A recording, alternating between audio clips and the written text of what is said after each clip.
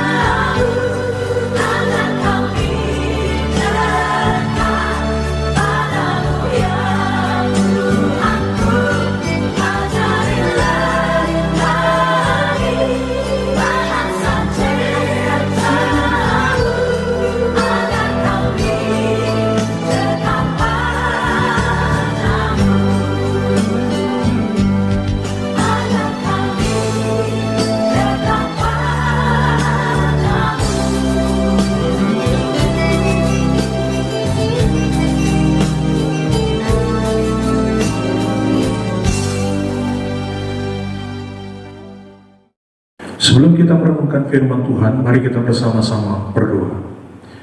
Tuhan Bapa kami yang di surga, kami sungguh bersyukur pada saat ini kami berkesempatan untuk merenungkan firman Tuhan. Berkati kami, berikan kepada kami pemahaman yang benar akan kebenaran firman Tuhan, sehingga kami mampu melakukannya di dalam kehidupan kami hari lepas hari. Dalam nama Tuhan kami Yesus Kristus kami sudah berdoa dan bersyukur. Haleluya. Amin. Jemaat kekasih Tuhan, saya mengajak kita sekalian untuk membaca firman Tuhan yang terdapat di dalam Bilangan pasal 14 ayatnya yang ke-28. Bilangan 14 ayat yang ke-28, demikian bunyi firman Tuhan. Katakanlah kepada mereka, demi aku yang hidup, demikianlah firman Tuhan, bahwasanya seperti yang kamu katakan di hadapanku, demikianlah akan kulakukan kepadamu. Saya ulangi lagi. Katakanlah kepada mereka, demi aku yang hidup, demikianlah firman Tuhan, bahwasanya seperti yang kamu katakan di hadapanku, demikianlah akan kulakukan kepadamu. Berbahagialah setiap kita yang mendengarkan firman Tuhan dan melakukannya di dalam kehidupan kita hari lepas hari. Amin. Ada sebuah ungkapan, mulutmu harimaumu. Ungkapan yang sangat terkenal ini mengingatkan kita bahwa kita perlu berhati-hati dengan perkataan yang kita ucapkan, supaya efek ataupun dampak dari apa yang kita ucapkan tidak berbalik menerkam kita seperti seekor harimau menerkam mangsanya. Alkitab menjelaskan bahwa manusia diciptakan sebagai bagian dari gambar dan rupa Allah yang menciptakan segala yang ada melalui perkataan, yaitu firman-Nya. Karena itulah perkataan kita memiliki kuasa yang nyata. Ada seorang ilmuwan dari Jepang yang bernama Dr. Masaru Emoto selama bertahun-tahun melakukan suatu riset atau eksperimen terhadap air. Hasil dari penelitian ini kemudian dipublikasikan dalam bukunya yang berjudul The Hidden Messages in Water. Dalam buku tersebut, ia menjelaskan bahwa ternyata air dapat menyerap, menyimpan, dan bereaksi terhadap emosi manusia yang dipaparkan terhadapnya. Air yang kepadanya diucapkan perkataan-perkataan yang positif, kata-kata pujian, atau suara musik yang indah, maka kristal-kristal molekul airnya ketika dilihat dengan mikroskop elektron akan menunjukkan suatu konfigurasi yang indah dan menakjubkan. Sebaliknya, air yang kepadanya diekspos perkataan yang negatif, kata-kata yang berisi ekspresi ujaran kebencian, atau suara musik yang gaduh dan hingar-bingar, maka kristal-kristal molekulnya akan bereaksi dengan menampilkan konfigurasi yang berantakan, buruk, dan bahkan menakutkan. Sebagaimana kita mengetahui, hampir 70% dari tubuh manusia terdiri dari unsur air. Karena itu waspadalah, karena perkataan-perkataan yang diucapkan terhadap diri kita maupun terhadap orang lain tanpa sadar akan diserap, tersimpan, dan dalam jangka panjang dapat mempengaruhi atau berdampak terhadap kesehatan dan kehidupan kita di masa yang akan datang. Bila seseorang mau menginginkan hari-hari yang baik dalam kehidupannya, haruslah memperhatikan dengan baik perkataan yang diucapkannya. Seperti firman Tuhan katakan di dalam 1 Petrus 3 ayat yang ke-10, mengatakan, siapa yang mau mencintai hidup dan mau melihat hari-hari baik, ia harus menjaga lidahnya terhadap yang jahat dan bibirnya terhadap ucapan-ucapan yang menipu. Amsal 18 ayat yang ke-21 mengatakan, hidup dan mati kita dikuasai oleh lidah. Barang siapa menggemakannya akan memakan buahnya. Dengan menyadari akan pengaruh perkataan terhadap kehidupan kita, maka pastikanlah perkataan yang kita ucapkan adalah perkataan-perkataan yang positif, yang konstruktif atau membangun, dan bukan perkataan-perkataan yang negatif, yang destruktif, atau yang menghancurkan. Efesus 4 yang ke-29 mengatakan, janganlah ada perkataan kotor keluar dari mulutmu, tetapi pakailah perkataan yang baik untuk membangun di mana perlu, supaya mereka yang mendengarnya beroleh kasih karunia. Dalam sebuah terjemahan, yang dimaksud dengan perkataan kotor adalah bad language, atau bahasa yang buruk, kosakata yang tidak baik. Itu sebabnya kita perlu mendisiplin mulut kita untuk terlatih mengucapkan kata-kata yang selektif. Jangan tergesa-gesa berbicara. Berhati-hatilah sebelum mengucapkan sesuatu. Ada beberapa hal yang perlu kita pikirkan pada saat ini adalah, yang pertama, Sebelum kita mengucapkan sesuatu, pikirkanlah bahwa benarkah yang kita katakan ini? Karena banyak perkataan yang enak didengar, namun belum tentu itu berasal dari informasi yang benar. Kedua, pantaskah apa yang kita katakan ini? Banyak perkataan yang mendesak untuk diutarakan, namun belum tentu pantas untuk diucapkan. Ketiga, pentingkah apa yang kita katakan ini? Terkadang ada perkataan yang sebenarnya tidak penting untuk dikatakan. Keempat, bergunakah apa yang hendak kita katakan ini? Ada sebuah ilustrasi. Ada seorang pria menghadiri suatu seminar dengan pembicara tamu yang bicaranya bertele-tele. Karena sudah tidak tahan lagi, maka pria ini menyelinap keluar dari pintu samping. Ketika sedang berjalan di koridor, ia bertemu dengan seorang teman yang bertanya, apakah pembicaranya sudah selesai bicara? Belum, sahut pria itu. Ia sudah berbicara berjam-jam loh. Banyak orang pada gelisah dan keluar, tapi ia tidak menyadarinya. Tampaknya ia tidak akan berhenti berbicara. Banyak perkataan yang sekalipun terasa penting, namun tidak berguna untuk dikatakan. Orang-orang besar dikenal dan dikenang oleh karena kata-katanya yang besar. Sekalipun mereka telah tiada, namun kata-katanya yang membangun tetap mampu membangkitkan motivasi dan seringkali menjadi sumber inspirasi yang abadi. Perkataan mereka sering dikutip dari generasi ke generasi. Nelson Mandela, tokoh penentang rezim apartheid di Afrika Selatan yang dipenjara selama hampir 27 tahun, sangat paham tentang kuasa perkataan. Setelah pembebasannya, ia berkata, pengalaman selama 27 tahun mendekam di penjara telah mengajarkan saya untuk menggunakan kesunyian dan kesendirian itu untuk memahami betapa berharganya perkataan dan betapa kuat dampak dari perkataan terhadap hidup mati seseorang.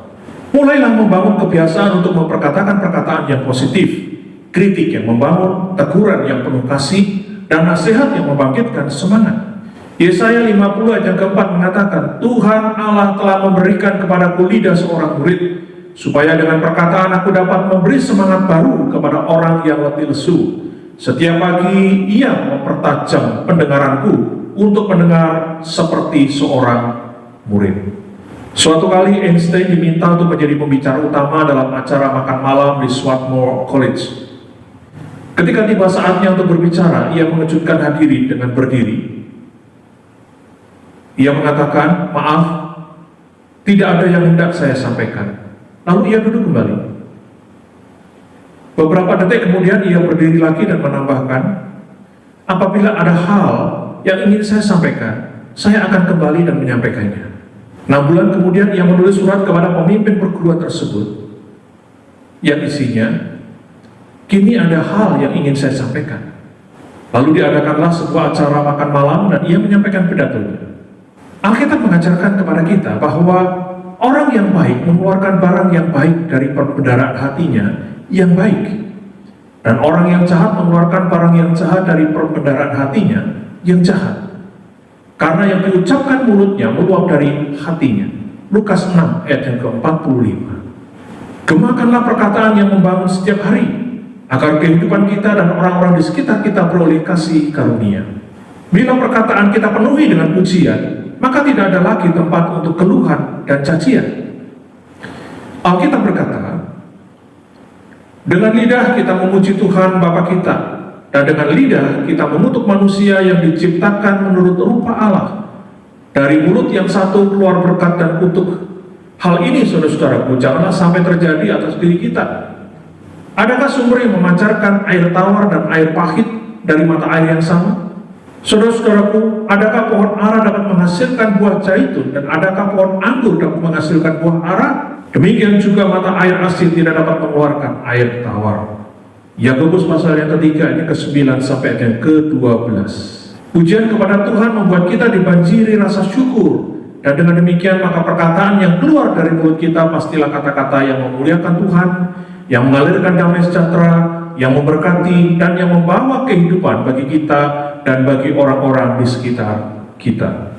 Bila perkataan positif dan negatif sama-sama berdampak besar.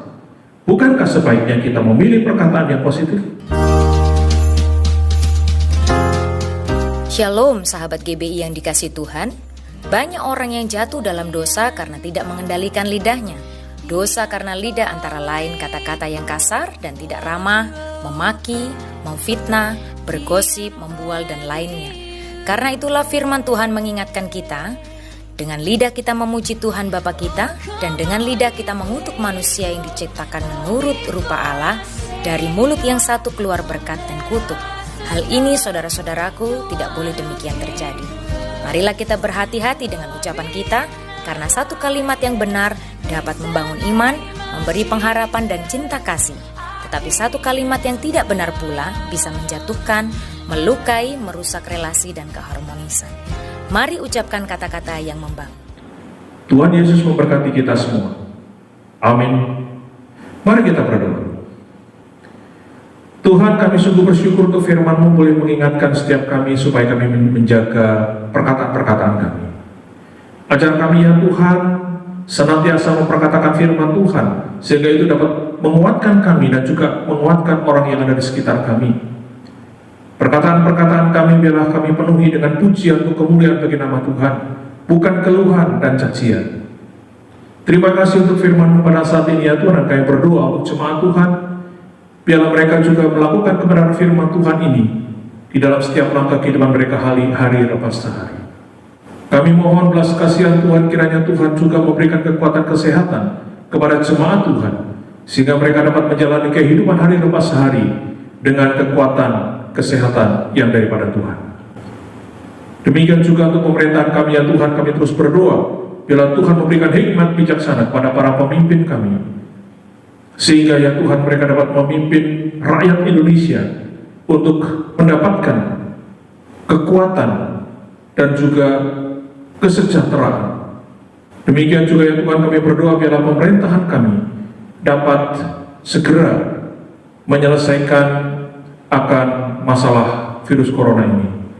Kami juga berdoa untuk rakyat Indonesia supaya mereka semakin hari semakin paham dan semakin ketat menjaga kesehatan mereka, sehingga mereka pun akan terhindar dari virus corona ini. Terima kasih ya Tuhan, kami mau menyerahkan juga untuk gereja kami. Biarlah ya Tuhan dalam waktu-waktu yang akan datang kembali dapat beribadah secara offline. Kami juga berdoa untuk jemaat Tuhan, biarlah mereka yang memiliki kerinduan untuk beribadah offline, mereka bisa bergabung bersama-sama. Terima kasih Bapa, dalam nama Tuhan kami Yesus Kristus kami sudah berdoa dan bersyukur. Haleluya. Bapa kami yang di surga, dikuduskanlah nama-Mu. Datanglah kerajaan-Mu. Jadilah kehendak-Mu di bumi seperti di sorga. Berikanlah kami pada hari ini makanan kami yang secukupnya, dan ampunilah kami akan kesalahan kami,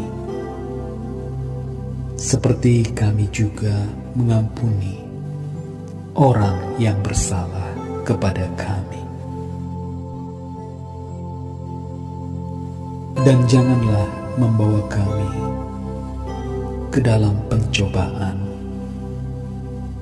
tetapi lepaskanlah kami daripada yang jahat.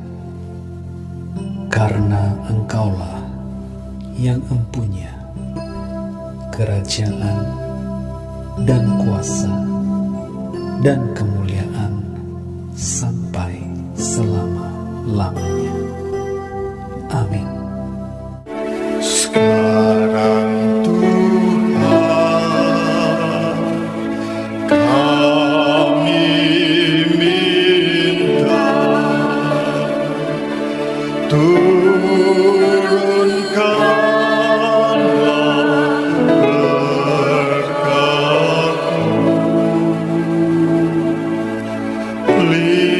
Lihat sekarang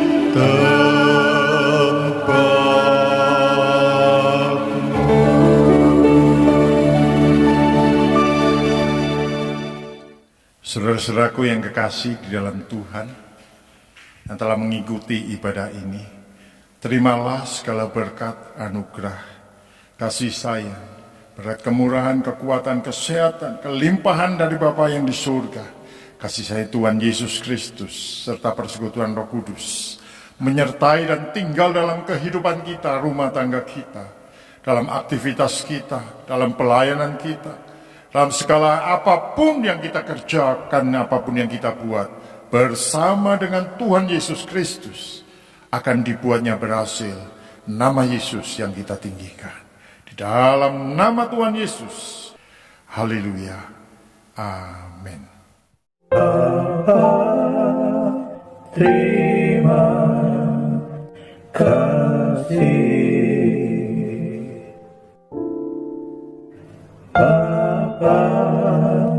Terima kasih.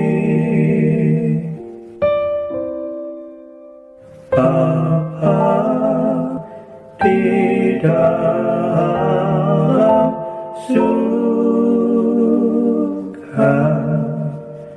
puji terima kasih.